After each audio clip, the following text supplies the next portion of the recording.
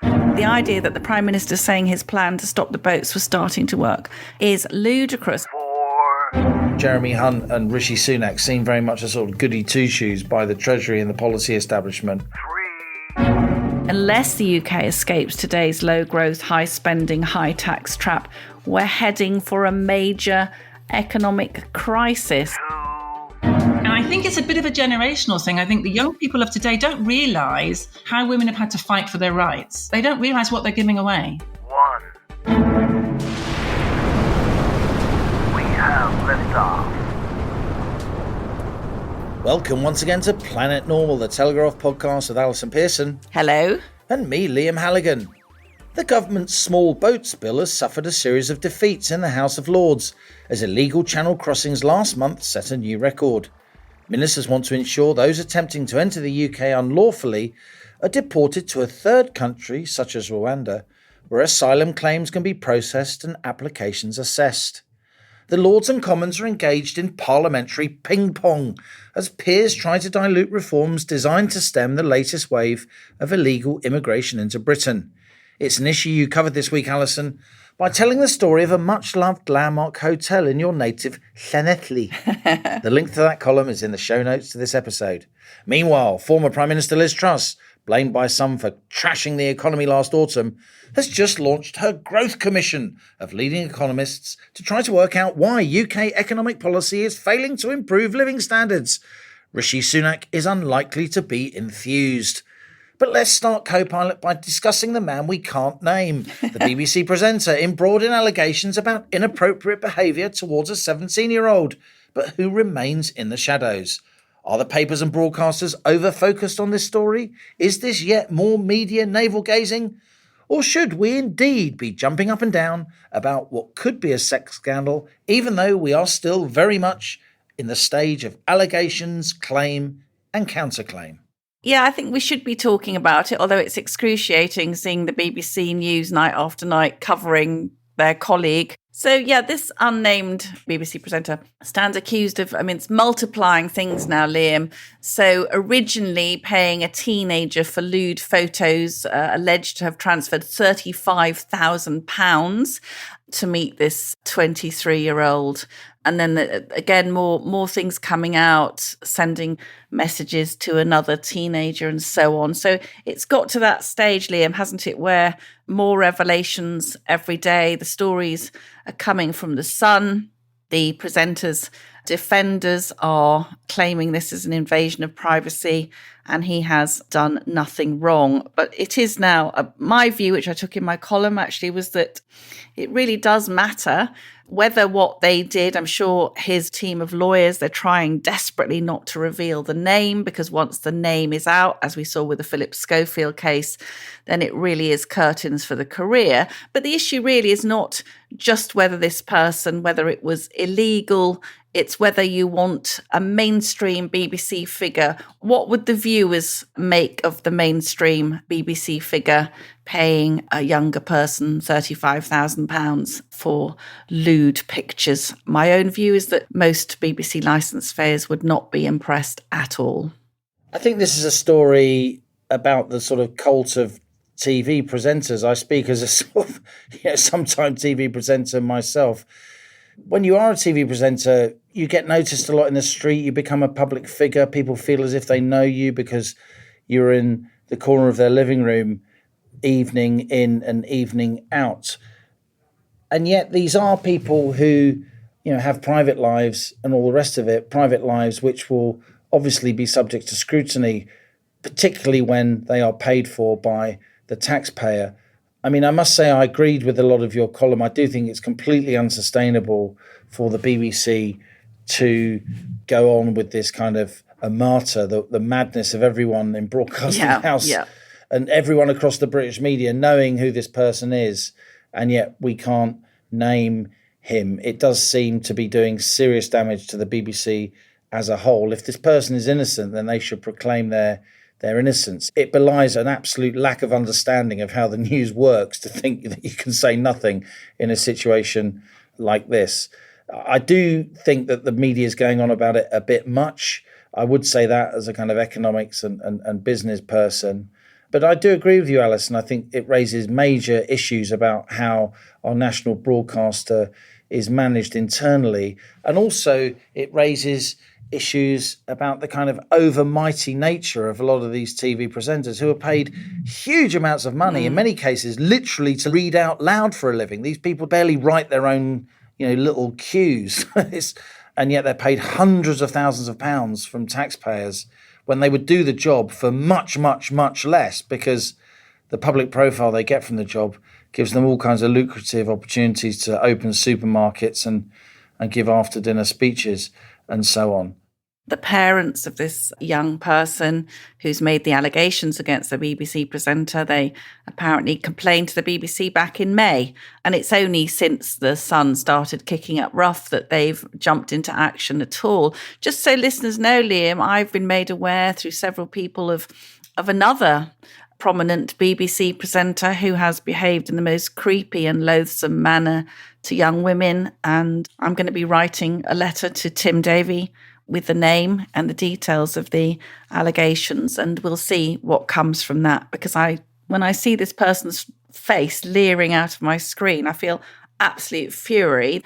Yet I know of 2 young women where he has behaved towards them in a really disgusting manner. And I think we do see, you've worked in broadcasting, not all broadcasters are like this, but television has the power to magnify the ego and to make people feel that normal standards no longer apply to them. And they certainly do. And they particularly do in the national broadcaster, where people treat them with great respect. And as you say, they get a lot of public money. And talking of absolute fury, co-pilot, uncharacteristically, your latest Telegraph column showed a little bit of anger, a bit of ranty pants, as you often say the name of one of your favourite WhatsApp groups that you're part of. Yes. I was really struck by your piece on Llanelli. Tell us about the hotel that you know from childhood, a hotel that your Welsh mother knows well, what it means to the local community,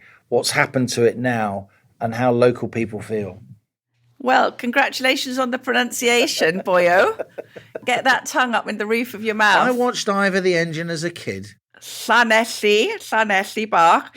It's in I suppose you can call it my hometown. It's called the Straddy Park Hotel and Spa. Look, I love Llanelli, but it's a poor town, Liam. Like in lots of parts of the country, it's suffered in post-industrialisation. It's not quite the splendid place it was when Michael Howard, the former Tory leader's mother, had Howard's, the women's outfitters there. It was a fabulous town then. It's fallen on hard times. And he went to Llanelli Grammar School, didn't he? He went to Llanelli Grammar School, as did my parents, which was a fantastic educational institution which sent lots of children from poor homes up to Oxford and Cambridge and to some of the great Russell Group universities as well.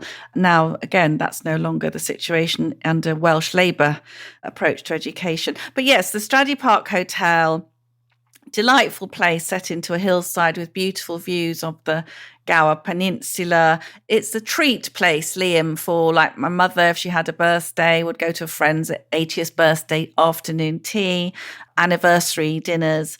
Also, the visiting rugby stars, the All Blacks, the Springboks, have stayed at Straddy Park when they come to play Llanelli. The Scarlets, absolutely. Yeah. But all the events at Straddy Park have been cancelled, including weddings, birthday celebrations, and 95 members of staff have been made redundant, and that's in order so the hotel can be converted into a housing facility for 241 asylum seekers. Just to give listeners an idea, Furness, which is the tiny village on the outskirts of Llanelli where the Straddy Park Hotel is located, has a population of between 350 and 400. So you would be increasing the population of Furness by over 50% if you let the illegal migrants stroke asylum seekers move in. Now, local people are outraged, Liam. I would say that my people in Southwest Wales, they're generally quite quiet, good-humoured and very law-abiding. But this attack on their hotel has pushed them into mounting a blockade outside the hotel, at least 250 people outside the hotel, 4 lorry loads of Home Office approved beds still waiting to be delivered to the hotel, which was supposed to start receiving the migrants on the 3rd of July. A couple of people have been arrested on the picket line, and Carmarthenshire County Council lost its bid this week for a High Court injunction to temporarily block plans to use the 77-bedroom Stradey Park as an asylum hotel, because the council was insisting that this would mean a material change of use from hotel to hostel, which I think we can all agree on. Now, I absolutely share the local sense of fury and disbelief, but these things are happening all around the country, Liam. But let's just think that locals who would save up to have a top-notch Sunday lunch at the Stradey Park Hotel are supposed to watch as men, mainly young single men who have never paid a penny into our system, are put up in a 4-star hotel that is the height of aspiration for an ordinary Welsh family. It's bloody ridiculous, and it's totally insulting. And I am disgusted with our government. My disgust with our government grows by the day.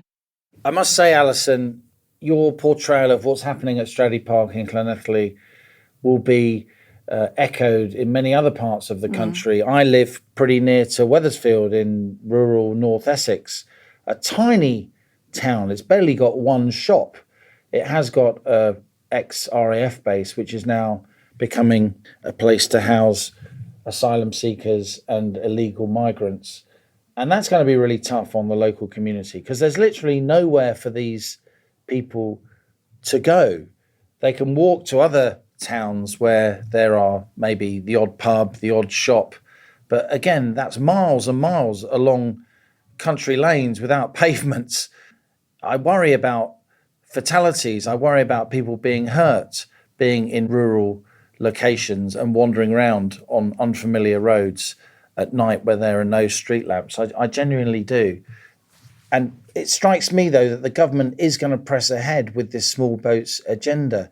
They are voting down those Lords' amendments, which I mentioned at the top of the show. The legislation will be diluted to some extent, but I do think it will get through in some way, shape or form if the government can get rid of the Lords' wrecking amendments. And we should say that repeated opinion polls show, whatever a lot of media commentators say, that the majority of the public do want some kind of controls put on this wave of illegal immigration that we're seeing here in the UK. It doesn't mean that they're not tolerant. It doesn't mean that Britain isn't a place where migrants have been welcomed over many generations. It's just the pace and the illegality of it that raises their heckles, not least of Britain's existing immigrant community. Some of the most outspoken concerns I've heard about this have been from friends of mine who are Asian or Cypriot or West Indian, first, second generation immigrants whose families did go through the legal rigmarole, who did go through the loopholes, who did keep their immigration story legal and above board. And there's a lot of discontent from those people. And I think Rishi Sunak, Suella Braverman, they're getting a lot of pushback, not just from the Lords, but also from the Commons, including from some parts of the Conservative Party. But I do think they're going to carry on with this until it reaches its logical conclusion, even if we end up in the courts again. But it's so watered down, Liam. I mean, what we're talking about is we've got a liberal elite in Westminster, and by that I mean all parties, who basically would rather stick up for the well-being of foreign strangers than for their own fellow countrymen. I cannot tell you how outraged I am. We've had some 1,339 migrants crossed in the first 3 days of this week alone. That's by the end of the week, it'll be 2,500 also needing places to stay. The idea that the Prime Minister saying his plan to stop the boats was starting to work is ludicrous. And as you say, we've had the House of Lords doing its damnedest to block the illegal migration bill. And when it voted on the version of the bill which is being sent back to the Commons now, it included no fewer than 20 amendments, and that is believed to be a record. So the government has already basically given in on certain things like 10,000 migrants who've arrived since March will no longer be subject to the strict new measures of immediate deportation because the government has agreed to drop retrospective application of the legislation. And then they come on to the subject of unaccompanied children. They were going to limit the detention of unaccompanied children to 8 days. The House of Lords voted for a 24-hour limit. What are these virtuous fools thinking of? We've had Alt Mehmet from Migration Watch on here. In the year to September 2021, of the concluded cases, 2 in 3 of migrants who claimed to be children were found to be adults. This is a huge safeguarding issue, Liam, for the young people of this country.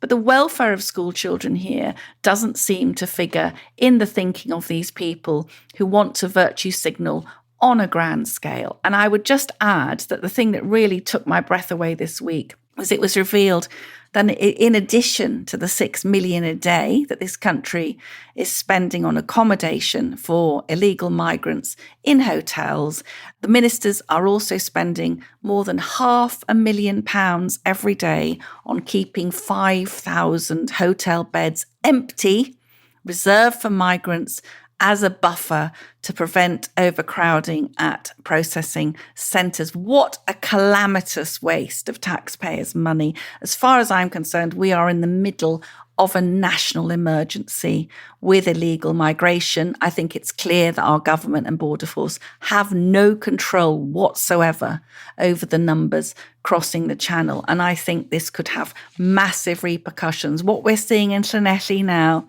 if that catches fire around the country, we could see mass resentment and protests, and the government will be to blame. And not just the government, everybody in the Palace of Westminster who is opposing sensible measures to try and get this dreadful problem under control. It is, of course, one of Rishi Sunak's 5 key pledges that he made back in January that he would hit by the end of the year. I think the pledge was actually legislation to tackle small boats rather than tackling small boats. So a little bit of wiggle room there. Another pledge is to halve inflation. We'll see how that goes. And another pledge was to return to economic growth. And on that subject, Allison, we heard from Liz Truss, a former Prime Minister, this week. She's got together this 12-strong growth commission, a dozen economists from the UK, the US. Are you in it, co-pilot? No, I'm not actually in it as an Ofcom regulated broadcaster. I can't, and I wouldn't be in panels and commissions like this. But I was asked to chair the press conference, which happened on Wednesday, the day after Planet Normal is released in Westminster. And while it was presented as a sort of scientific thing, it was myself and 4 nerdy economists up on stage talking literally about growth assumptions and stochastic modelling and all the rest of it. Liz Truss was in the audience, of course. Priti Patel was in the audience.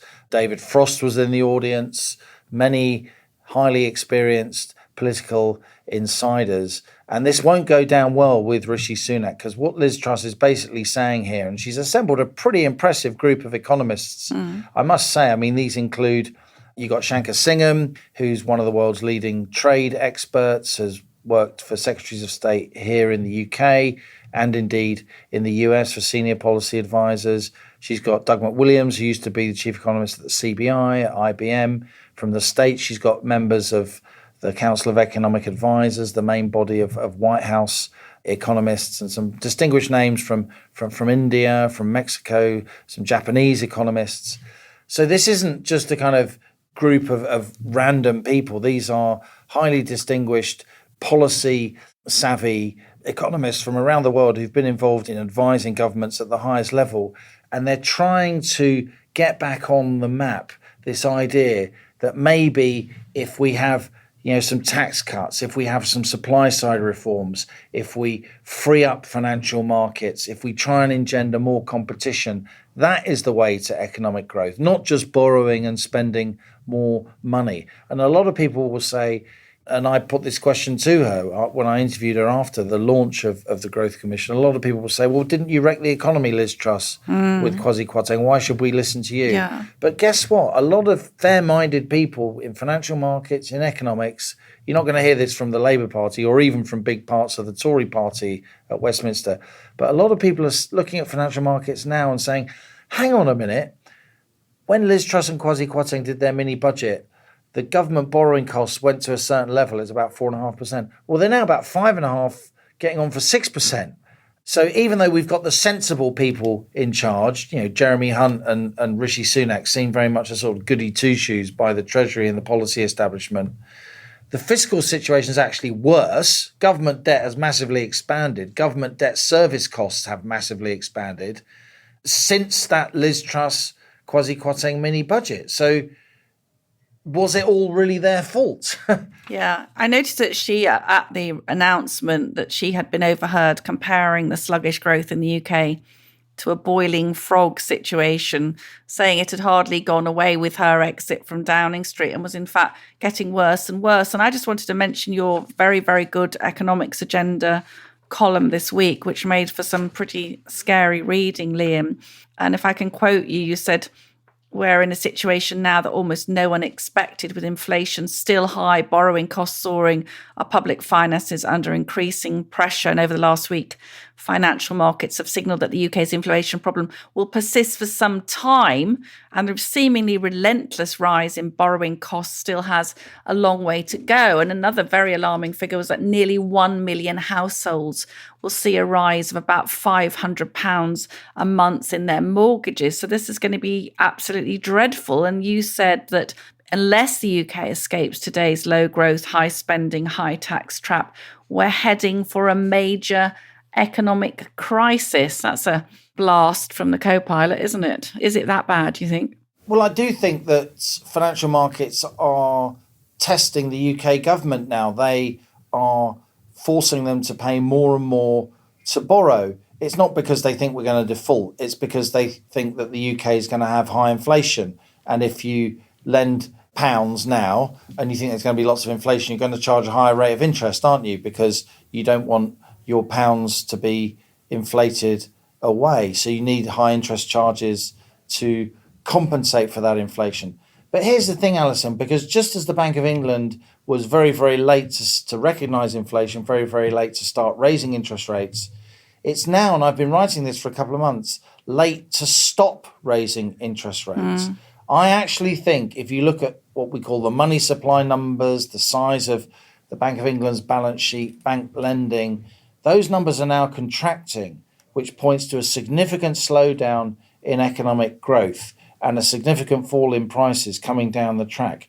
China is now in what we call deflation. China inflation has just gone negative. The producer price index, which you and I have discussed over recent months, I've been saying when the producer price index is ahead of headline retail prices, you know inflation is going to keep going up because they're the supply chain price pressures. When firms are paying more for their inputs, they will eventually pass those costs on.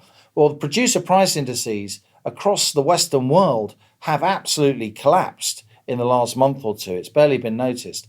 Even in the UK, the producer price index is down at 3 or 4% inflation in the supply chain. So I do actually think the Bank of England should stop raising interest rates now. It should have stopped a few months ago. These interest rate rises take months and months and months to feed through and actually have any impact. We've already done 13 interest rate rises. And the danger now is that the Bank of England, because it's lost so much face, because it has been so late, because it is under so much pressure, because everybody's so sick of inflation, will now keep going with, half-point interest rate rises from 5% now, maybe to 5.5% on August the 3rd, maybe another big jump up to 6% when it meets in September.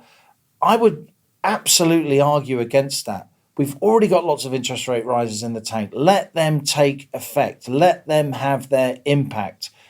Because over the next couple of months, you are going to see headline inflation falling. That, for me, is nailed on. You can see it in the money supply figures. The very money supply figures which the Bank of England should be focused on really with real determination.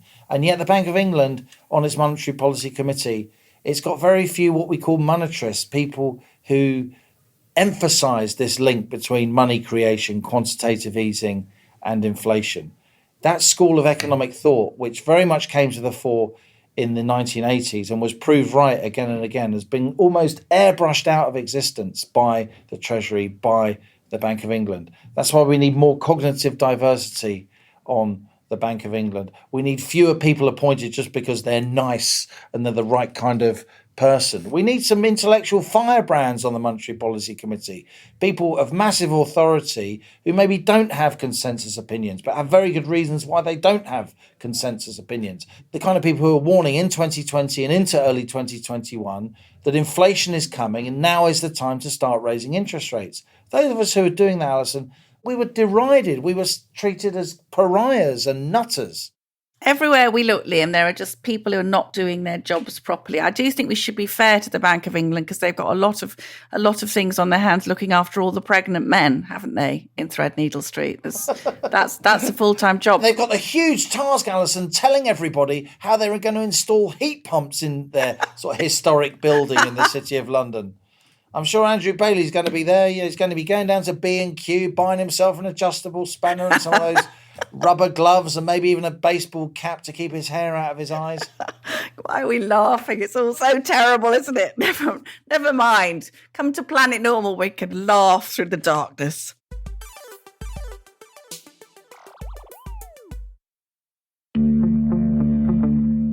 In March, the Daily Telegraph broke a story.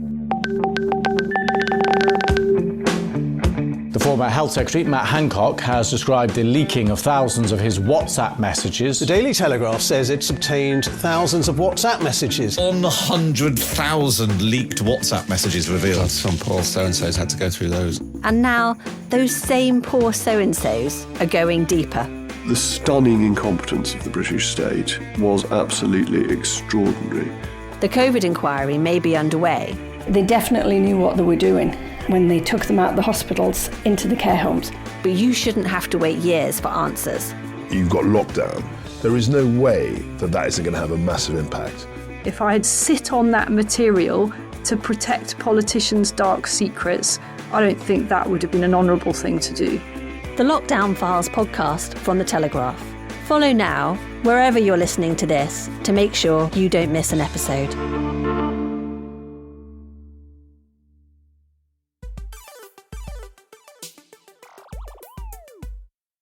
Sharron Davies shot to national prominence as the 13-year-old who represented the UK swimming team at the 1976 Montreal Olympics. She went on to win multiple major titles, of course, including 2 Commonwealth golds, but she was famously deprived of gold at the 1980 Moscow Olympics, taking silver against an East German swimmer who, it was later admitted, benefited from the use of prohibited performance enhancers, including anabolic steroids. Since quitting top-level competitive swimming in the mid-90s, Davies has remained in the public eye as a TV commentator and presenter. In recent years, though, having herself been cheated of an Olympic gold, Davies has stood up for the rights of girls and women in competitive sport, stressing male biological advantage and calling for male-born trans women to be banned from female events. When she first appeared on Planet Normal in February 2021, Allison, Sharron Davies was enduring severe criticism from trans activists.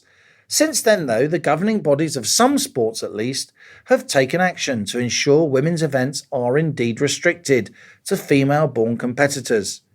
As I welcomed her back, I started by asking Sharron Davies if she agreed that there was now more acceptance for her view that women's competitive sport should be restricted to biological women.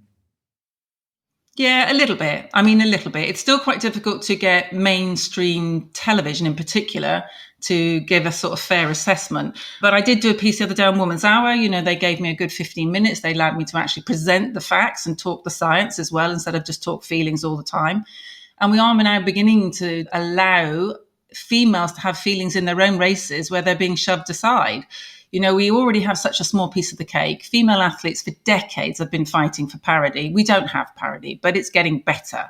I mean, for example, there's 1,000 women in the UK that earn their living from sport. There's 11,000 men. American primetime TV time, only 4% go to females, and only 1% of the American sponsorship dollar. So that's 99% go to men, and 1% of the dollar in America for sponsorship in sport goes to women.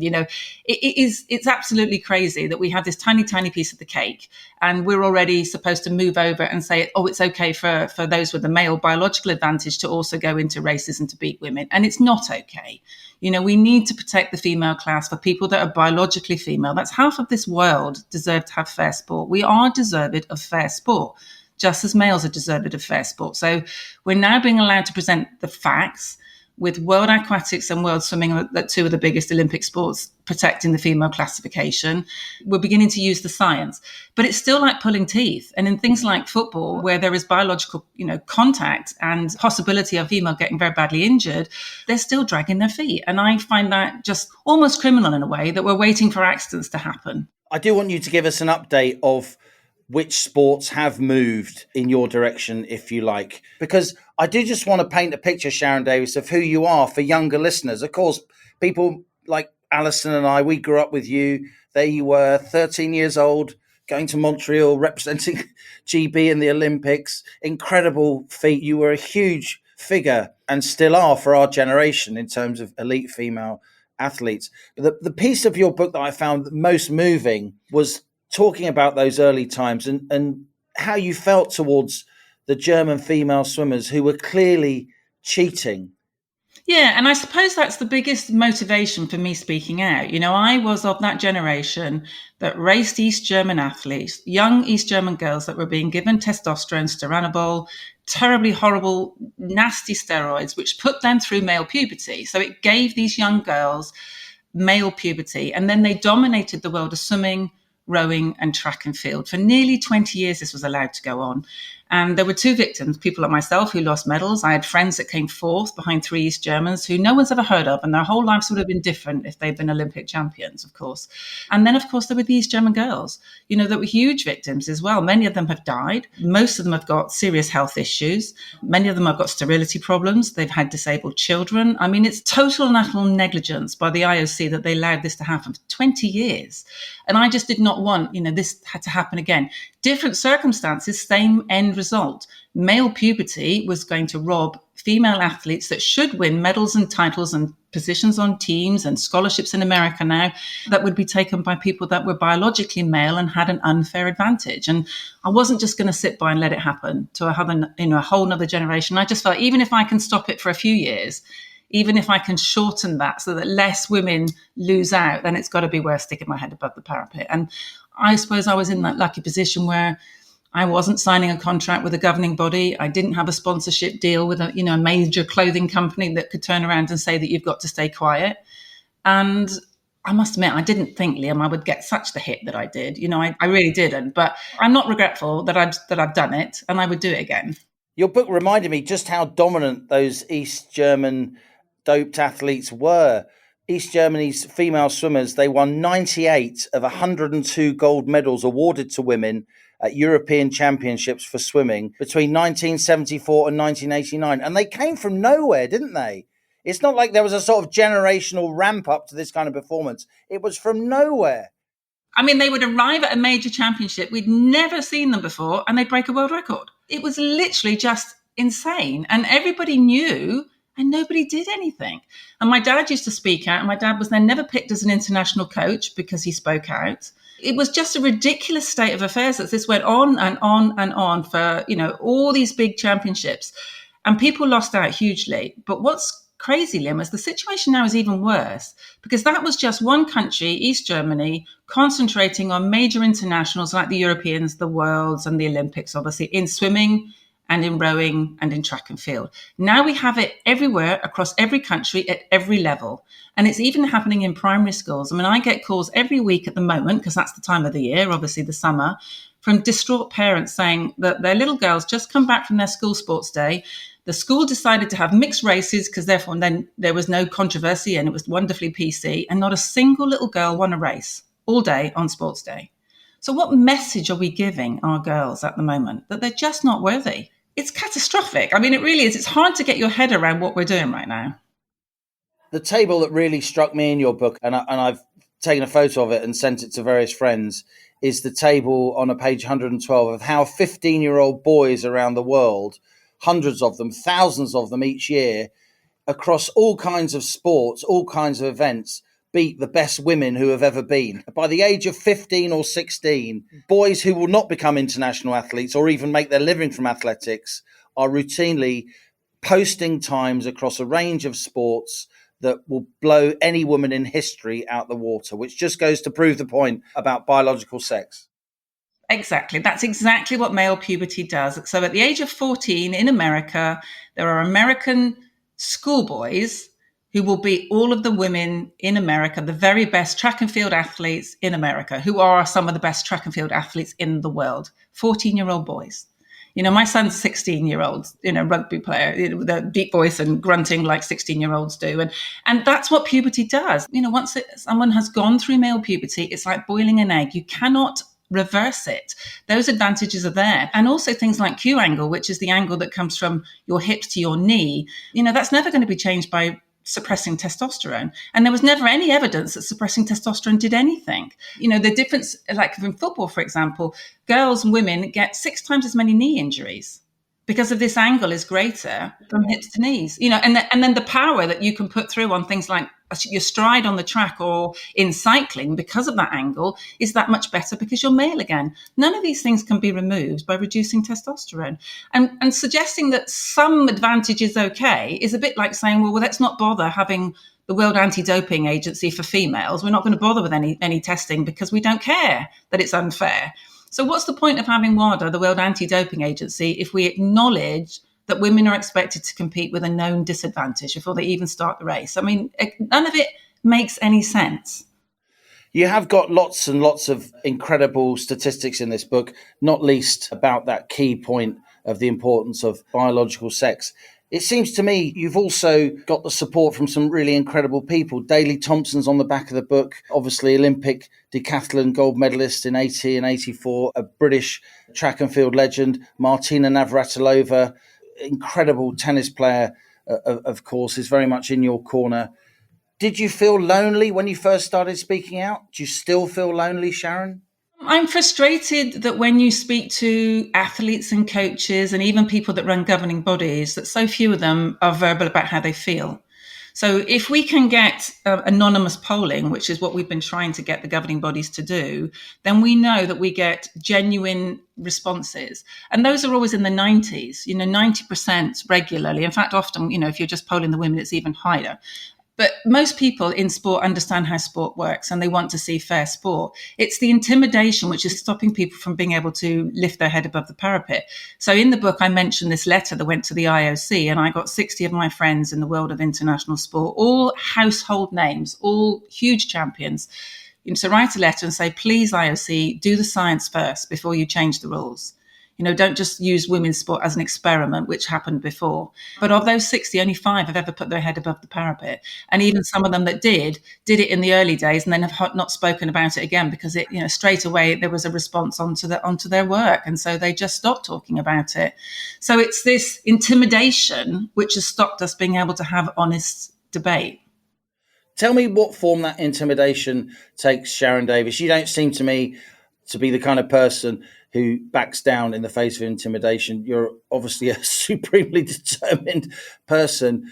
What is it about you, do you think, that's meant that you have put your head above the parapet and become this kind of icon of defiance on this point, while so many other equally world-class athletes with similar resolve have decided not to?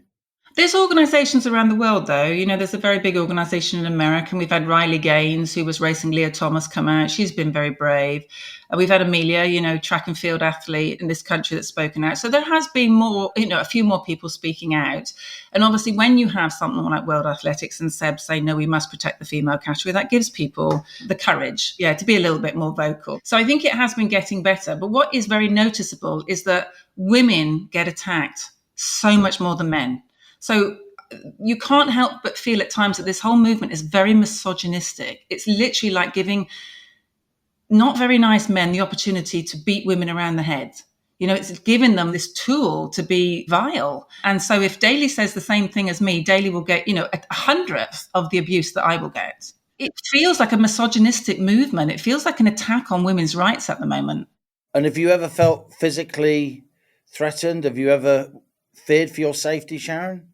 Not really. I mean, I think I try to avoid putting myself to what might be a risky situation and try to be sort of sensible. I tend to think a lot of them are quite cowardly. They sit behind a keyboard and are vile. And if you had to actually confront you face to face, in a group of people, they would be much less vocal. But it is this constant thing. And also they do things like, they ring up your employers, they ring up the media stations, they ring up your charities, they ring up, anyone that you've done anything for, and then they just badger them. And you did lose work, didn't you? You have lost work, loads of work over this. Yeah, absolutely.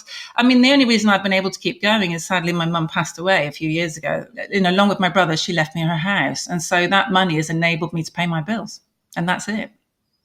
But I often think if my mum was watching, she'd be very proud, because I always remember her saying to me that when she bought her first house with my dad, the money for the deposit came from her granddad. So it came from my granddad, came from her dad, and that money went on the property and my mum wasn't even allowed to be on the mortgage.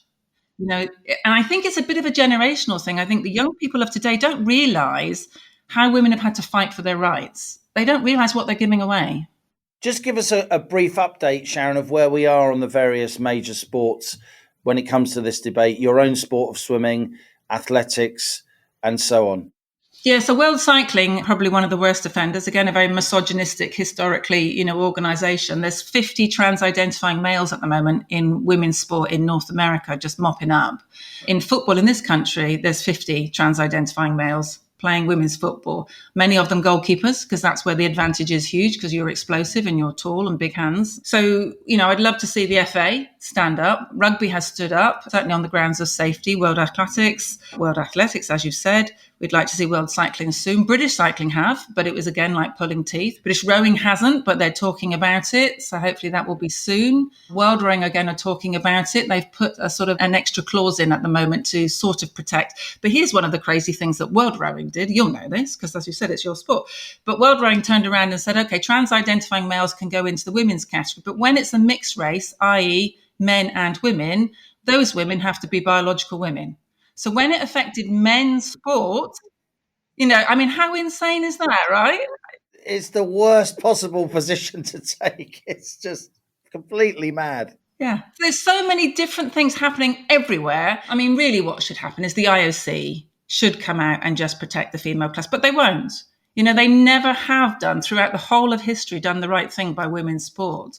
In the book, I've tried very hard to persuade Mr. Macron not to celebrate Baron Pierre de Coubertin because he did everything in his power to keep women out of the Olympics.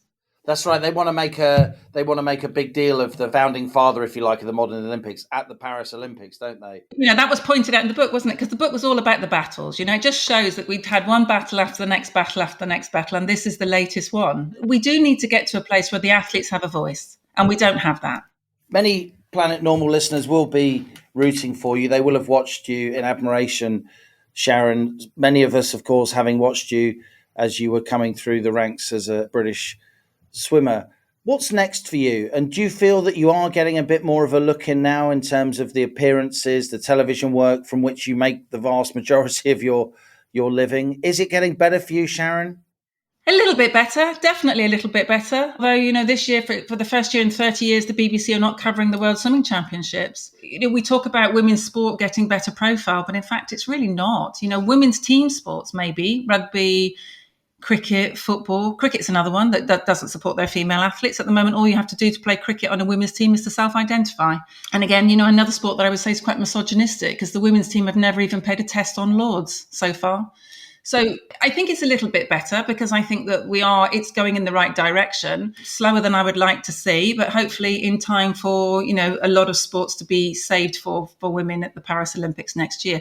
But where we've got a battle at the moment is things like parkrun. So with parkrun, it's just self-identification. So women are losing course records all over the country every single weekend at the moment by males that are self-identifying into their classification.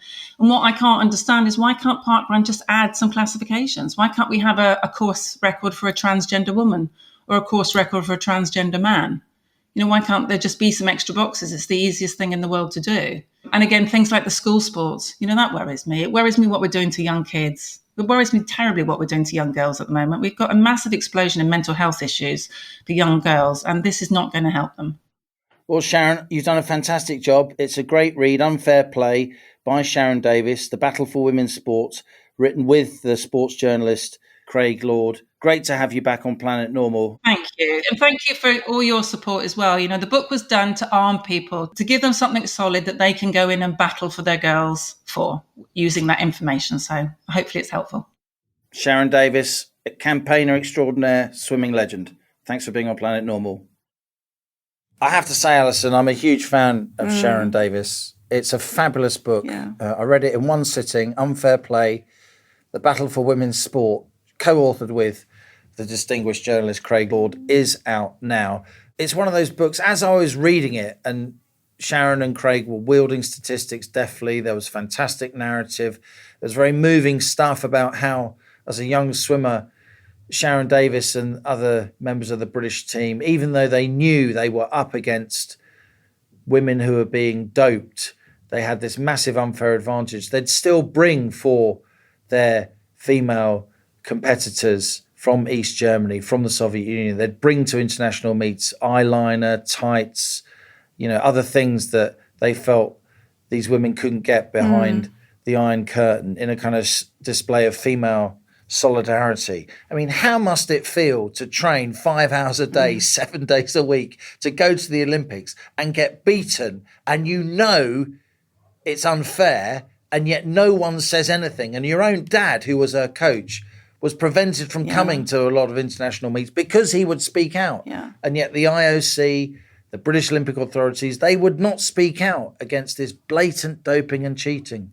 It's uncanny, Liam, isn't it? How that did prefigure the doping of the East German and Soviet women, did prefigure what's happening now, with the same reluctance for people to speak out. I mean, obviously, Sharron was talking about the grotesque unfairness at the sort of cycling and the sort of professional and semi-professional level. But what jumped out at me as a parent was, these school sports days where girls aren't allowed to have their own events now. So they're all mixed events. And in some schools, no girl wins anything.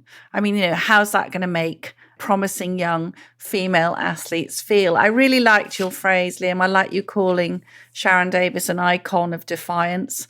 I think she is. I think it's a sign of the times, actually. I was doing something the other day and someone said, "You're brave for writing this." And, I don't want to be called brave.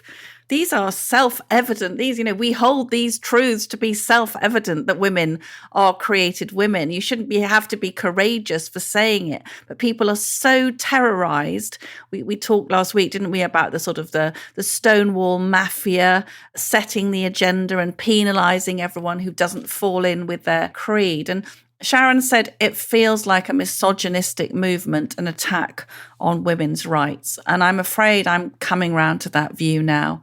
I don't think it's just a handful of people who are confused about their gender or sexuality. It does now feel like a horrible attack on women. And I did write this week, Liam, about the Miss Netherlands competition, which was won by a trans woman. And all I've got to say about that, co-pilot, is that when I was growing up, men were the best sportsmen and the best business people and the best lawyers and the best medics. But at least we felt we were the best women. But now a man can be the best woman. How about that? Allison, all I can say in response to what you've just said is bonus hole. Oh, God. Just the listeners who haven't heard about this atrocity, we learnt this week about the disgusting term bonus holes, which is what Joe's cervical cancer trust seriously suggests as an alternative to vagina, to avoid upsetting women who identify as men, or quite possibly the other way round. So, ladies, the most intimate part of our anatomy now sounds like something you find on a putting green.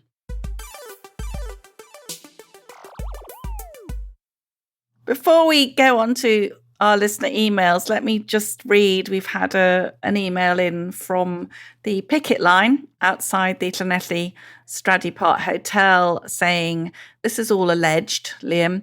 The owners have had a drone delivered from Amazon and they were using it last night to film us. They're hoping the police will arrest us, so we'll be moved away. It's not going to work. We've been told by several sources that if the asylum seekers don't get in by Friday to the hotel, then they'll give up and have to go somewhere else. So I'm sending all Cymru am Bis to the picket line in Llanelli. Now, on to our listener emails, the messages you send to us at planetnormal@telegraph.co.uk. Please keep them coming. We really love to read them. We've had some fantastic feedback on the last few weeks. This is a reaction, Liam, to the Mail, Miss Netherlands. Ellen says, as a once tolerant, each to their own sort of person, I now find myself consumed with anger at the arrogance and misogyny of despicable people who are determined to erase women in our language from all aspects of society. The recent pictures of a trans woman chest feeding a baby actually made me feel sick. A trans woman's body is already full of poisons from medication, and yet he chose to ingest even more chemicals and put his own desire to perfect his performance above any risk to that baby. To my knowledge, breastfeeding mothers are encouraged to protect the baby from any unnecessary medicines or substances that can potentially reach her milk. The idea that trans women are being encouraged to indulge in this pantomime is surely a child safeguarding issue. But who cares about babies and the welfare of children in a world where trans demands trump all? And Paul says, I keep waiting for the shift in actual power away from woke, but there's no one left with any courage in Parliament, and the legal loops get pulled ever tighter around us. Big corporates and elites pulling the strings via the capture of just about every organ of society. Right, here's one, Allison, because we've got a new poet in our midst. We have, of course, Bob, but now we have Lucia or Lucia. She sent us an email, poem from an Essex girl, and here it is. You asked for more ladies to send you an email, so back in your box, Bob. I promise I'm female. What a waste was the lockdown and economy in tatters. Politicians and experts thought we didn't matter. Through lockdowns unceasing, Planet Normal was there. Hooray! 'Twas only on Thursdays the weather was fair. We watched as our children were ignored in their prime. They should have been learning. No school was a crime. GPs are still absent. Their surgeries locked. Hospitals not coping. The whole system's blocked. The guests on the rocket kept my brain thinking straight. Many wise words were said, not the BBC slate. With Liam in the cockpit and Pearson beside, we knew we were safe from groupthink and pride. Our dogs now love Thursdays, a walk with the pod. We listen to reason and agree, think and nod. What a waste of a government, majority no less, for all that is left is no money and stress. So thank you, Planet Normal, for keeping us sane. We promise we'll listen again and again. A fantastic poem there from Lucia or Lucia. I hope I got that right. Absolutely brilliant. This is from Dr. Claire, the Planet Normal GP. For the first time, I completely disagreed with the Planet Normal interviewee. How can Roy Lilly say the NHS is underfunded? It isn't. It's grossly mismanaged. How can he say the law requires we have 800 diversity officers? Rubbish! I'm afraid he represents the groupthink of current NHS managers who won't recognise the problems and have no idea how to fix them. Roy Lilly says the NHS needs to be a better employer. The reason I, as a GP, and many colleagues are frustrated and exhausted and considering leaving the health service is entirely because of appalling management and vast amounts of money being wasted on woke projects, diversity management and inefficiency instead of spent on nurses' wages and patient care. I was glad that you and Liam were pretty clear that you disagreed with Roy Lilly too. I can't tell you how terrible things are out here on the ground.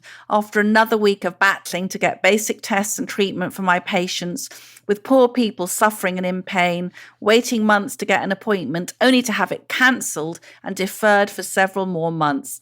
And then it is just a phone call, and the elderly cannot hear what's being said. This week, a cardiologist wrote to me and said, following a phone consultation, that he had told the patient to book an appointment with me for the examination that he couldn't carry out because it was a phone appointment. This is ridiculous. I am not a cardiologist, and the patient was referred for his expert opinion. It's falling apart, Halligan, isn't it?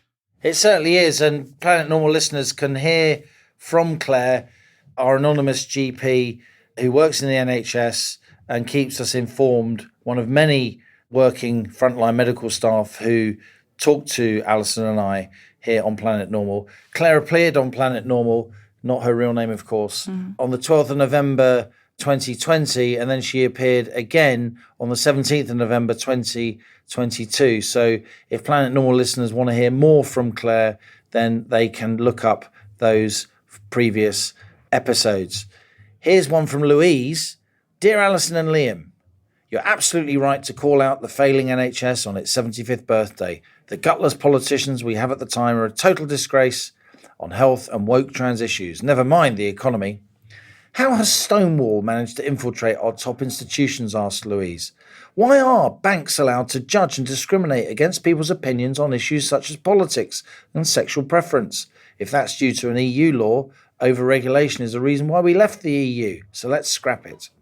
Taxpayers cannot continually bail out the NHS without reform and the input of the private sector.